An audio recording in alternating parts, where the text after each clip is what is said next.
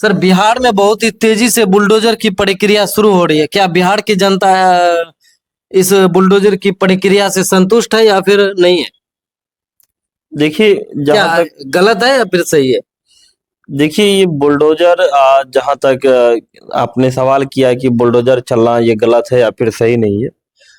नमस्कार, मैं हूं राजेश और आप देख रहे हैं पब्लिक नवाड़। जिस तरह से देखा जाए तो बिहार में चुनाव के बाद अब बुलडोजर की प्रक्रिया शुरू हो चुकी है।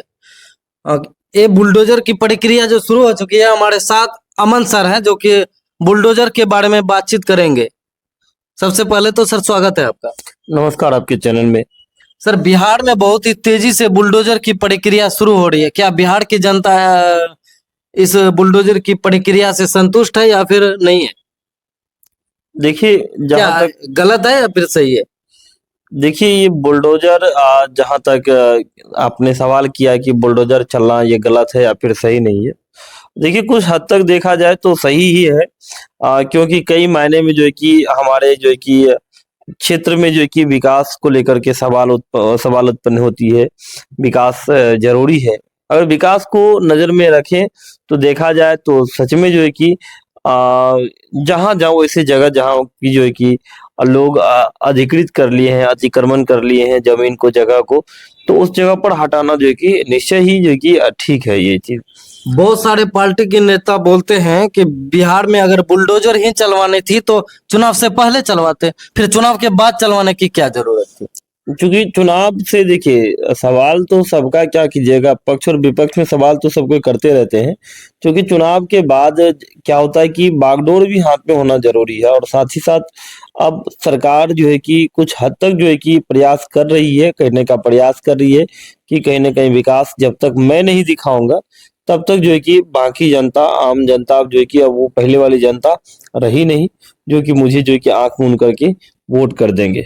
तो अगर विकास करना चाहेंगे, तो कुछ ना कुछ जब विकास के आड़े में जो है कि कुछ रास्ते में जो भी चीजें आते हैं उनको साफ सफाई करना पड़ता है। इसलिए जो है कि अतिक्रमण जो है मतलब विकास हो रहा है, इसका मतलब बुलडोजर चल रहा है यानी विकास हो रहा है। आपका कहने का ये सर, मतलब है? मेरा ये कहने का मतलब नहीं कि बुलडोजर चल रहा है यानी कि विकास हो रहा है।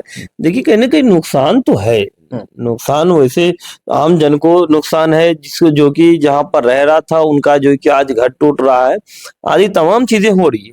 फिर भी यदि अगर देखा जाए, सरकार के कई ऐसे योजना आते हैं, मास्टर प्लान आते हैं, जिसमें कि सरकार को किसी क्षेत्र के चौड़ीकरण या फिर विशेष उनमें जो है कि यातायात में जो है कि वृद्धि करनी होती है, या फिर क्षेत्र में जो है कि रास्ता सुकरा होने की वजह से जो है कि अगर सफर में जब दिक्कत होती है आम जन को, तो उनके लिए और विशेष रूप से विकास के लिए जो है कि क्षेत्र के चौड़ीकरण को आवश्यक होती है।